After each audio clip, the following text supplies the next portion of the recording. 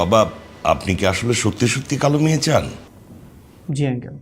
তাহলে 5টা মিনিট সময় দিন।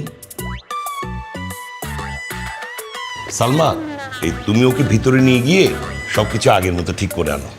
ঠিক আছে। মা চলো তো, এখানে আর সময় নষ্ট না করে আমি দোকানে যাই, দোকানে গেলে আমার অনেক লাভ হবে। 5টা মিনিট বসুন না প্লিজ, আসল কাহিনীটা একটু দেখে যান। হ্যাঁ মানে এবার আমি গ্যারান্টি দিয়ে বলতে পারি এবার আপনাদের মেয়ে পছন্দ হবে ইনশাল্লাহ।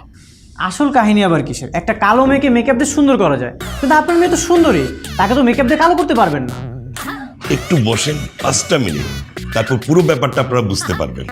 আচ্ছা বাবা, দেখি না কি হয়, একটু ধৈর্য ধর বাবা। 5টা মিনিটই তো চেয়েছে, তাই না? একটু বাবা। হ্যাঁ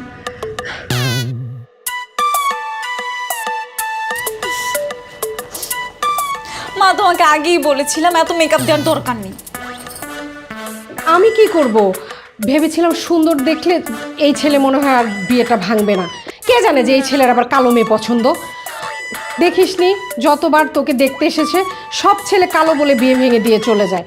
তাই তো আমি একটু সুন্দর করার চেষ্টা করেছি।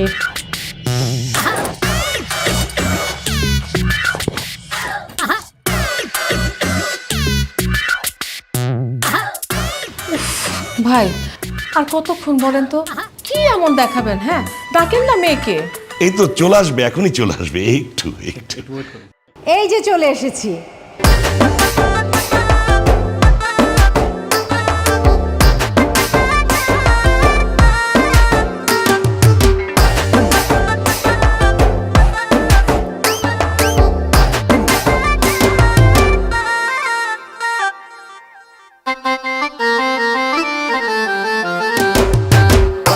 এইটা আবার কি? এইটাই আমার মেয়ে। আগে যাকে দেখেছিলেন তখন আসলে মেকআপ করা ছিল, আসলে কালো বলে লোকজন সবাই। আচ্ছা, আপনার মেয়ে কি সত্যি সত্যি কালো, নাকি মেকআপ বা কোনো কালি দিয়ে কালো হয়ে এসেছে? না না, এটা আমার মেয়ে, সত্যি সত্যিই কালো আমার মেয়ে। আমার মেয়ের একটু শুধু গায়ের রংটাই কালো, আর সব কিছু ঠিক আছে। তা তো ওর অবস্থা দেখে বোঝা যাচ্ছে কালো। মা তুমি কি বলো? হ্যাঁ আমার তো সেটাই মনে হচ্ছে বাবা। ঠিক আছে, তাহলে বিয়ের ডেটটা ফিক্সড করে ফেলো।